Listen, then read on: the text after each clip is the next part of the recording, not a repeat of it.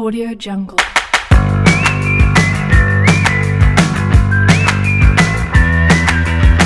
Ya, di sini saya akan menjelaskan tentang pengertian manajemen keuangan di sekolah. Sebelumnya, pengertian manajemen keuangan secara umum yaitu suatu kegiatan perencanaan, penganggaran, pemeriksaan, pengelolaan, pengendalian, pencarian, dan penyimpanan dana yang dimiliki oleh suatu organisasi atau perusahaan. Jadi pengertian manajemen keuangan secara umum itu yaitu bagian yang mengurusi tentang pendanaan, pengelolaan dananya, penyimpanan dananya yang dimiliki oleh suatu organisasi atau perusahaan.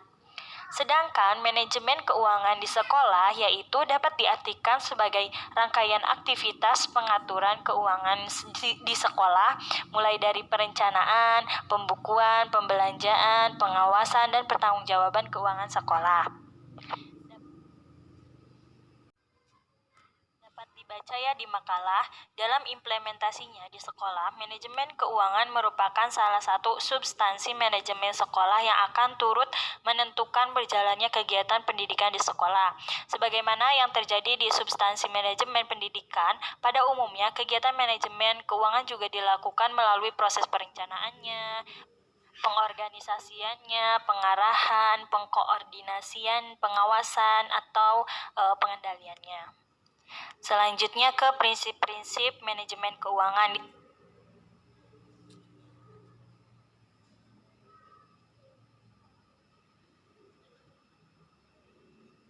Di sini kami menemukan 11 prinsip manajemen keuangan, di mana yang pertama itu tertib, yang kedua taat, yang ketiga efektif, yang keempat efisien, kelima ekonomis, yang keenam transparan, yang ketujuh bertanggung jawab, yang kedelapan keadilan, yang kesembilan kepatuhan, yang kesepuluh manfaat, dan yang terakhir itu akuntabilitas.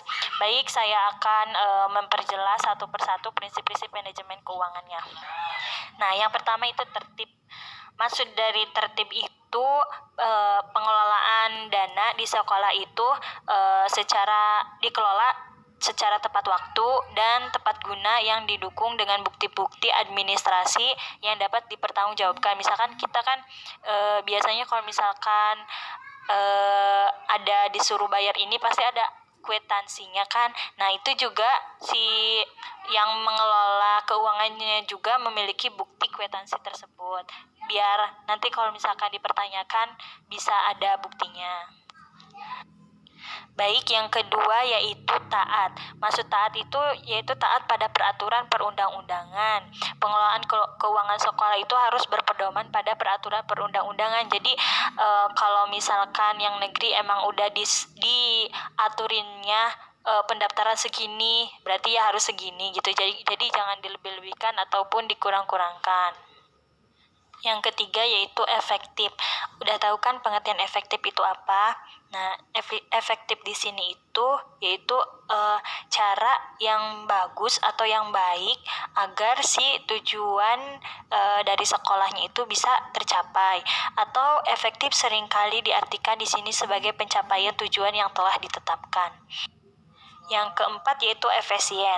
Efisien di sini yaitu cara untuk mencapai suatu tujuan dan penggunaan sumber dana yang minimal namun hasilnya itu bisa maksimal. Jadi melihat situasi dan kondisinya gitu.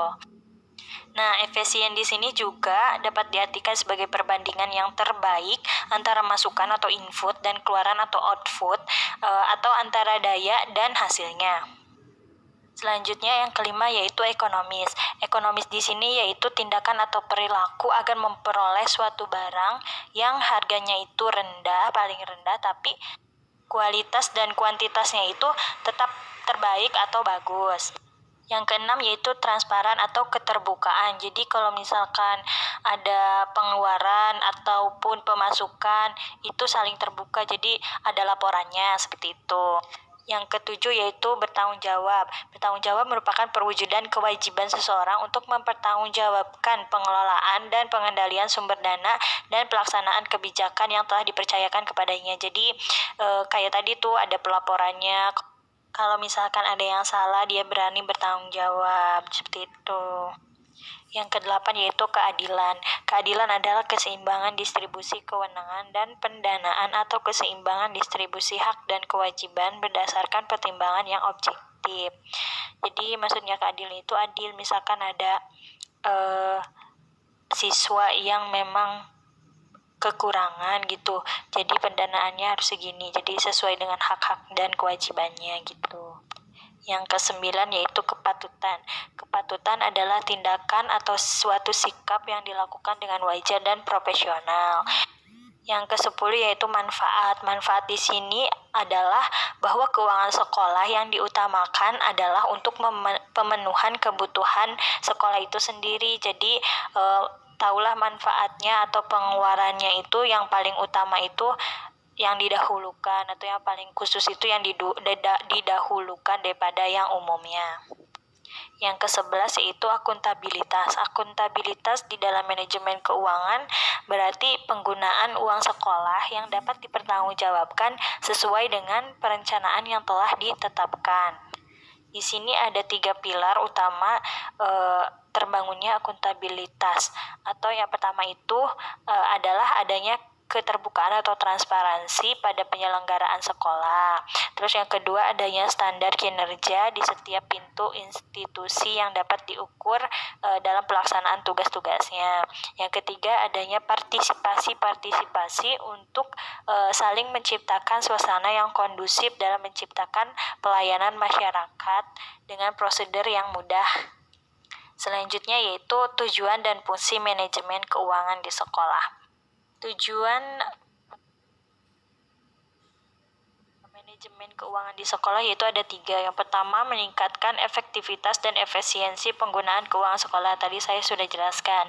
Yang kedua, meningkatkan akuntabilitas dan transparansi keuangan sekolah. Yang ketiga yaitu meminimalkan penyalahgunaan anggaran. Jadi kayak yang tadi tuh, yang pas akuntabilitas. Kalau misalkan nggak terlalu penting, nggak usah dibeli dulu gitu. Kemudian fungsi dari manajemen keuangan di sekolah. Yang pertama ada perencanaan keuangan. Jadi maksudnya itu yang membuat rencana pemasukan dan pengeluaran serta kegiatan-kegiatan lainnya untuk periode tertentu. Yang kedua yaitu penganggaran keuangan. Jadi sebagai tindak lanjut dari perencanaan keuangan dengan membuat detail pengeluaran dan pemasukan di sekolah. Yang ketiga yaitu pengelolaan. Sebelumnya saya minta maaf, itu di PPT salah ya, typo, maaf. Jadi maksudnya pengelolaan keuangan itu yaitu yang mengelola agar memaksimalkan dana yang ada dengan berbagai cara. Yang keempat, pencarian keuangan. Jadi yang mencari dan mengeksploitasi sumber dana yang ada untuk operasional kegiatan di sekolah.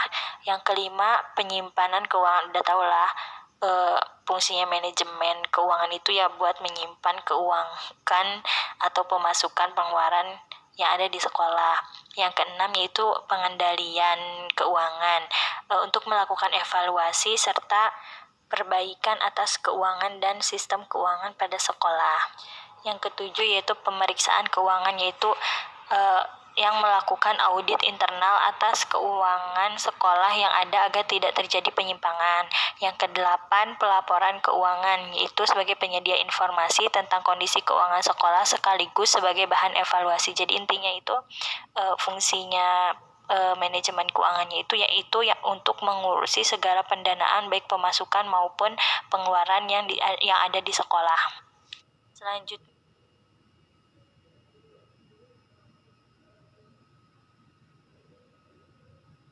yaitu sumber keuangan sekolah. Di sini ada 4 sumber. Yang pertama itu dari pemerintah, yang kedua itu dari orang tua atau wali siswa, yang ketiga itu ada dari masyarakat, dan yang terakhir itu dana dari swadaya.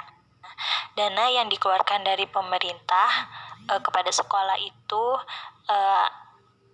yang pertama biaya pendidikan yang dikeluarkan oleh pemerintah atau sumber keuangan yang berasal dari pemerintah, baik itu pemerintah pusat tingkat provinsi dan pemerintah tingkat daerah. Seperti contohnya itu ada dana bantuan operasional sekolah atau BOS. Kita juga pernah mengalaminya dan merasakan ya yang dapat. Dan dana bantuan operasional atau BOP. Selanjutnya yaitu biaya pendidikan yang dikeluarkan oleh orang tua atau wali siswa atau sumber yang berasal dari orang tua atau wali siswa.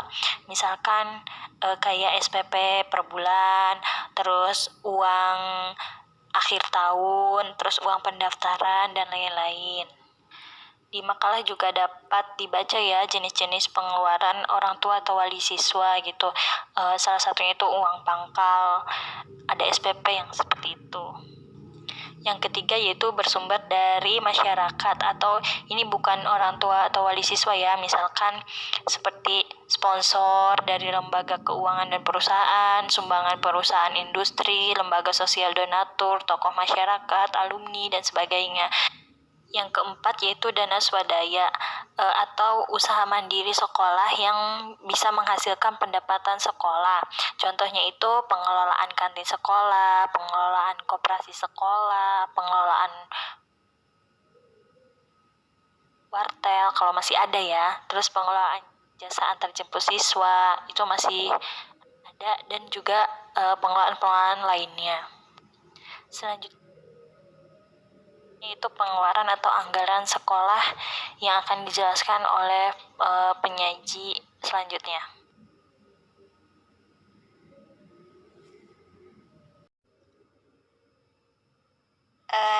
Materi selanjutnya yaitu penyusunan dan pengembangan RAPBS. Nah, di dalam penyusunan dan pengembangan RAPBS itu ada 6 poin. Yang pertama, membentuk tim penyusun. Yang kedua, analisis strategi sekolah. Yang ketiga, merumuskan visi, misi, dan tujuan sekolah. Yang keempat, pola rancangan RAPBS. Yang kelima, penyusunan RAPBS.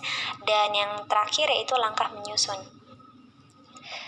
Di sini saya akan menjelaskan yang pertama, poin pertama tentang membentuk tim penyusun RAPBS. Nah, dalam menyusun RAPBS nih, kepala sekolah itu pertama kali membentuk tim penyusun RAPBS dengan personilnya itu yang dianggap kompeten dan juga bisa menguasai permasalahannya. Nah, jadi tim penyusun RAPBS ini juga yang menyusun RKAS untuk jangka waktu 1 tahun. Nah, di sini saya akan menjelaskan langkah-langkah apa aja sih untuk menyusun tim, untuk membentuk tim penyusun RAPBS. Yang pertama, kepala sekolah mensosialisasikan rencana penyusunan RAPBS, jadi disosialisasiin dulu ke guru-gurunya. Yang kedua, menyusun tim melalui rapat yang dihadiri oleh kepala sekolah, semua wakasek, semua guru, semua tenaga kependidikan, dan komite sekolah. Nah, pas udah disosialisasikan, kemudian baru mengadakan rapat. Yang ketiga, kepala sekolah menerbitkan surat keputusan tim penyusun RAPBS dan melaporkan ke Dinas Pendidikan Kabupaten atau Kota. Nah, kemudian kepala sekolahnya itu nerbitin surat SK tim penyusun RAPBS-nya.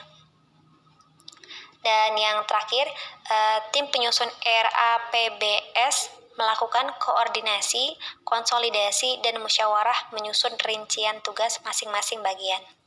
Nah, setelah terbentuknya tim penyusun RAPBS, kemudian sekolah akan menganalisis strategi yang akan digunakan agar mempunyai gambaran tentang kemana sekolah akan dikembangkan. Maksudnya di sini yaitu sekolah melakukan kajian tentang faktor-faktor eksternal sekolah yang mungkin perlu diperhatikan dalam penyelenggaraan pendidikan, seperti ekonomi masyarakat, geografis lingkungan sekolah, kondisi keamanan lingkungan, perkembangan globalisasi, dan lain sebagainya. Nah, dalam tahap ini nanti akan berkaitan dengan langkah selanjutnya. Kemudian selanjutnya yaitu menetapkan visi, misi, dan tujuan. Visi adalah gambaran ideal untuk masa depan yang diinginkan oleh sekolah. Visi sekolah juga harus tetap dalam kerangka kebijakan pendidikan nasional, tetapi sesuai dengan kebutuhan sekolah untuk pelayanan masyarakat, atau bisa dibilang sesuai juga dengan Permendiknas nomor 19 tahun 2007 atau standar pengelolaan pendidikan oleh satuan pendidikan dasar dan menengah. Jadi, tujuan pendidikan nasional rumusannya sama, tapi profil sekolah dan kebutuhan masyarakat yang dilayaninya itu berbeda. Karena tiap sekolah itu pasti memiliki visi yang berbeda-beda dengan sekolah yang lainnya, asalkan tidak keluar dari koridor tujuan pendidikan nasional. Nah, salah satu yang harus diperhatikan dalam perumusan visi itu, yaitu memperhatikan potensi dan kemampuan sekolah, sehingga visi ini memungkinkan untuk bisa dicapai, atau juga sesuai dengan kompetensi dan kebutuhan sekolah yang bersangkutan.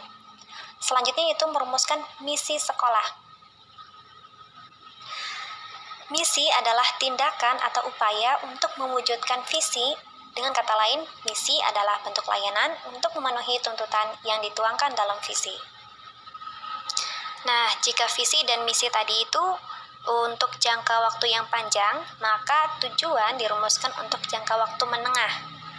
Pada dasarnya, tujuan merupakan tahapan atau langkah untuk mewujudkan visi sekolah yang telah dicanangkan. RAPBS pada umumnya dibuat pada awal tahun pertama untuk 1 tahun pelajaran. Jadi para kepala sekolah, terus juga guru-guru itu memegang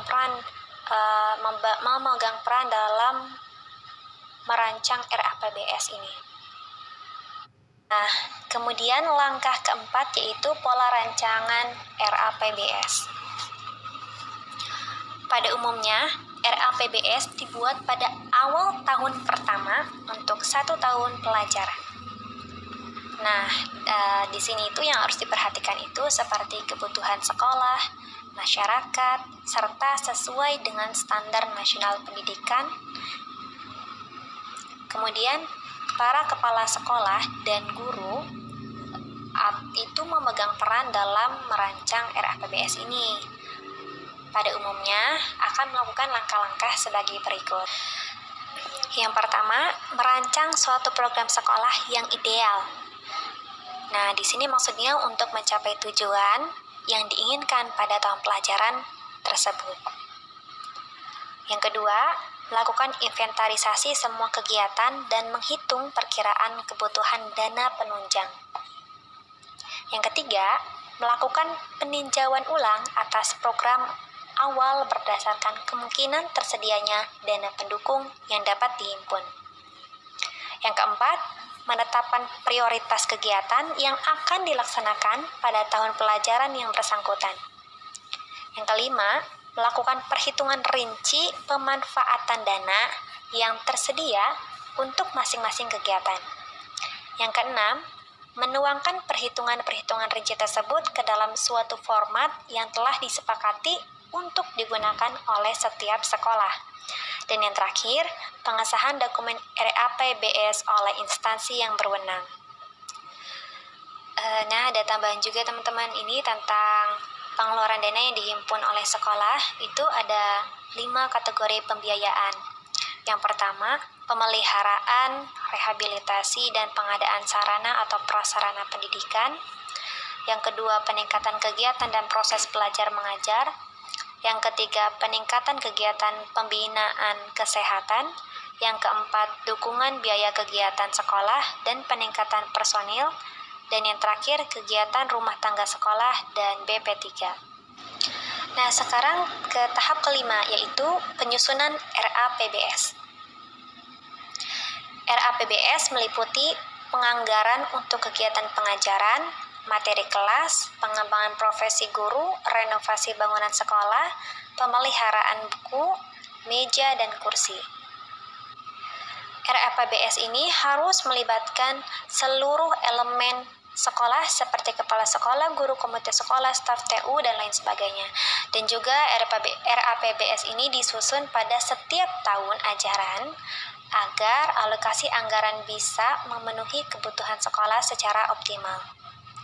Nah, sebelum tadi ke penyusunan RAPBS, kita perlu tahu dulu nih, apa sih prinsip dari penyusunan RAPBS? Nah, di sini kita ada 3 prinsip penyusunan RAPBS. Yang pertama, RAPBS harus benar-benar difokuskan pada peningkatan pembelajaran murid secara jujur, bertanggung jawab, dan transparan.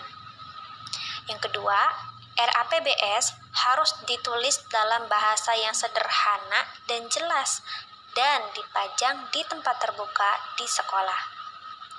Dan ketiga, dalam menyusun RAPBS, sekolah sebaiknya secara seksama memprioritaskan pembelanjaan dana sejalan dengan rencana pengembangan sekolah. Nah, sekarang selanjutnya ke proses penyusunan RAPBS. Nah, ini langkah-langkahnya teman-teman. Yang pertama, menggunakan tujuan jangka menengah dan tujuan jangka pendek yang ditetapkan dalam rencana pengembangan sekolah.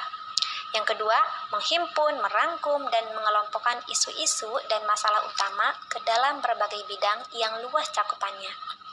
Yang ketiga, menyelesaikan analisis kebutuhan. Yang keempat, memprioritaskan kebutuhan. Yang kelima, mengkonsultasikan rencana aksi yang ditunjukkan atau dipaparkan dalam rencana pengembangan sekolah.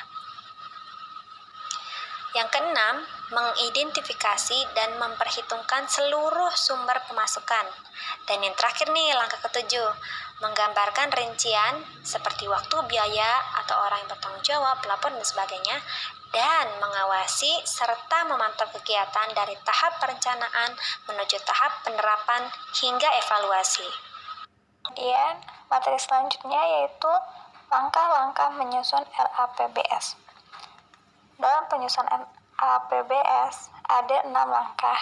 Yang pertama itu menginventarisasi rencana yang akan dilaksanakan. Jadi, yang pertama itu kita harus mendata dulu rencana apa saja yang akan dilaksanakan beberapa tahun atau bulan ke depan. Kemudian yang kedua, menyusun rencana berdasarkan skala prioritas pelaksanaannya. Nah, setelah kita mendata semua rencana yang akan dilaksanakan, lalu kita memilih rencana yang diprioritaskan lebih utama. Kemudian yang ketiga, menentukan program kerja dan rincian program. Setelah menentukan rencana, baru ke menentukan program kerja. Setelah itu, yang keempat, menetapkan kebutuhan untuk pelaksanaan rincian program. Jadi, kan dalam program kerja itu pasti kita akan membutuhkan sarana prasarana atau lain sebagainya. Nah, untuk itu kita menetapkan kebutuhan apa saja yang diperlukan untuk suatu program tersebut. Kemudian, yang kelima, ada menghitung dana yang dibutuhkan. Nah, setelah rincian bahan-bahan atau kebutuhan telah kita susun, maka selanjutnya kita menghitung dana yang dibutuhkan untuk mengadakan suatu program tersebut. Kemudian yang terakhir, menentukan sumber dana untuk membiayai rencana. Nah, setelah kita menghitung berapa besar biaya yang dibutuhkan, maka selanjutnya kita menentukan sumber dana untuk membiayai rencana tersebut. Dari mana dana itu akan kita dapatkan. Beralih ke materi selanjutnya mengenai pelaksanaan keuangan sekolah. Yang pertama itu ada asas umum penata laksanaan. Dalam pelaksanaan kegiatan, jumlah yang direalisasikan bisa terjadi tidak sama dengan rencana anggarannya. Nah, bisa kurang atau lebih dari jumlah yang telah dianggarkan. Hal tersebut itu terjadi bisa saja karena adanya efisiensi atau inefisiensi pengeluaran, terjadinya penghematan atau pemborosan, pelaksanaan kegiatan yang tidak sesuai dengan yang telah diprogramkan, adanya perubahan harga yang tidak terantisipasi, dan penyusunan anggaran yang kurang tepat. Nah, pada praktiknya, kepala sekolah itu atau bendahara sekolah yang menerima atau menguasai uang, barang, kekayaan sekolah wajib menyelenggarakan penatausahaan sesuai dengan peraturan dan perundang-undangan yang berlaku. Kepala sekolah ini berkewajiban untuk melakukan pemeriksaan terhadap penatausahaan keuangan sekolah pada minimal setiap 3 bulan sekali. Nah, dokumen yang berkaitan dengan surat bukti yang menjadi dasar penerimaan dan atau pengeluaran atas pelaksanaan APBS ditandatangani oleh bendahara sekolah dan disahkan oleh kepala sekolah. Kemudian, Yang kedua itu ada penatausahaan penerimaan. Ada beberapa hal yang mesti dilakukan dalam penata laksanaan penerimaan keuangan sekolah. Yaitu yang pertama, bendahara sekolah wajib menyelenggarakan penatausahaan terhadap seluruh penerimaan dan penyetoran atas penerimaan yang menjadi tanggung jawabnya. Yang kedua, bendahara sekolah wajib menutup buku kas umum setiap akhir bulan dan diketahui oleh kepala sekolah. Yang ketiga, semua penerimaan harus dicatat dalam buku kas umum. Yang keempat, selain dicatat pada buku kas umum, semua penerimaan juga wajib dicatat pada buku bantu penerimaan sesuai dengan jenis sumber dananya. Kemudian yang kelima, ada penyetoran dicatat dalam buku bantu bank. Kemudian terakhir, bendahara sekolah wajib mempertanggungjawabkan atas pengelolaan uang yang menjadi tanggung jawabnya dengan menyampaikan laporan pertanggungjawaban kepada kepala sekolah. Selanjutnya yang ketiga, ada penata usahaan pengeluaran. Nah, dalam penata usahaan pengeluaran ini, sekolah wajib menerapkan hal-hal berikut, yaitu yang pertama, bendahara sekolah wajib menyelenggarakan penatausahaan terhadap seluruh pengeluaran atau penggunaan dana yang menjadi tanggung jawabnya. Yang kedua, semua pengeluaran harus dicatat dalam buku kas umum. Yang ketiga, selain dicatat pada buku kas umum, semua pengeluaran dicatat dalam buku bantu pengeluaran sesuai dengan jenis kegiatannya. Yang keempat, bendahara sekolah wajib mempertanggungjawabkan atas penerimaan dan pengeluaran dana yang menjadi tanggung jawabnya kepada kepala sekolah paling lambat tanggal 10 bulan berikutnya. Kemudian yang kelima, dalam mempertanggungjawabkan penerimaan dan pengeluaran dana, bendahara sekolah menggunakan buku kas umum dan laporan realisasi penggunaan data. Yang selanjutnya ada akuntansi keuangan dana BOS. Sasaran program dana BOS adalah semua sekolah SD dan SMP, termasuk sekolah menengah terbuka atau SMPT dan tempat kegiatan belajar mandiri TKBM yang diselenggarakan oleh masyarakat. Besar biaya satuan BOS yang diterima oleh sekolah, termasuk untuk BOS buku, dihitung berdasarkan jumlah siswa. Dengan ketentuan itu, siswa SD mendapatkan 580.000 per peserta didik, siswa SMP mendapatkan 710.000 per peserta didik per tahun. Lalu, bagaimana dengan penggunaan dana BOS itu sendiri? Nah, penggunaan dana BOS itu untuk membiayai seluruh kegiatan dalam rangka penerimaan siswa baru, untuk membeli buku referensi untuk dikoleksi di perpustakaan, kemudian untuk membeli buku teks pelajaran untuk dikoleksi di perpustakaan, untuk membiayai kegiatan pembelajaran remedial, pembelajaran pengayaan, olahraga, kesenian, karya ilmiah remaja, pramuka, palang merah remaja, dan sejenisnya. Kemudian, untuk membiayai ulangan harian, ulangan umum, ujian sekolah, dan laporan hasil belajar siswa, serta masih banyak lagi. Lanjut ke materi selanjutnya, yaitu mengenai evaluasi keuangan sekolah. Evaluasi keuangan sekolah itu dibagi menjadi 4. Yang pertama ada pola umum evaluasi. Pada tahapan evaluasi, kepala sekolah itu wajib menyampaikan laporannya di bidang keuangan, terutama mengenai penerimaan dan pengeluaran keuangan sekolah. Nah, pengevaluasian ini dilakukan setiap triwulan atau per semester. Dana yang digunakan akan dipertanggungjawabkan kepada sumber dana.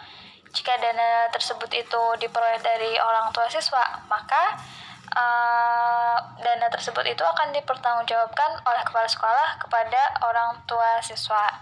Begitu juga jika sumber dana itu dari pemerintah, maka pertanggungjawabannya itu akan kepada pemerintah. Nah, dari tahapan evaluasi ini muncul tahapan auditing. Auditing adalah semua kegiatan yang menyangkut pertanggungjawaban penerimaan, penyimpanan, dan pembayaran atau penyerahan uang yang dilakukan bendaharawan kepada pihak-pihak yang berwenang. Nah, auditing ini sangat bermanfaat, yaitu bagi bendaharawan, bagi lembaga yang bersangkutan, atau bagi sumber dananya, kemudian bagi atasannya, dan bagi pemeriksa keuangan. Kemudian yang kedua, ada pola pengawasan keuangan sekolah. Pola pengawasan keuangan sekolah ini dibagi lagi menjadi dua, yaitu ada pola umum pengawasan dan pelaksanaan pemeriksaan kas bendaharawan. Siapa sih yang melakukan pengawasan keuangan di sekolah?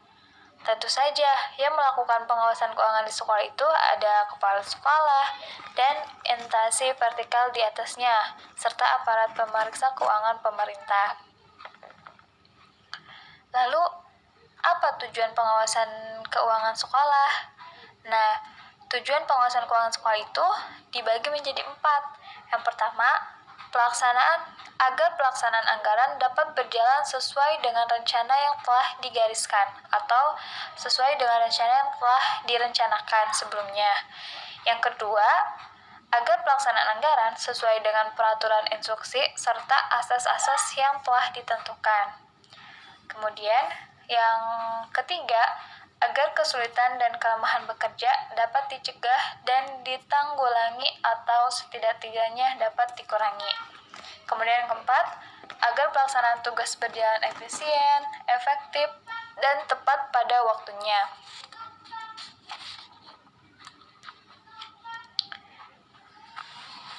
Pola umum pengawasan.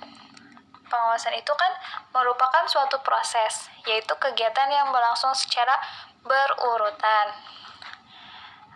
Adapun menurut Kederman dan Manulang menyebutkan bahwa langkah pengawasan itu meliputi menetapkan standar, mengukur prestasi kerja, dan membetulkan penyimpangan.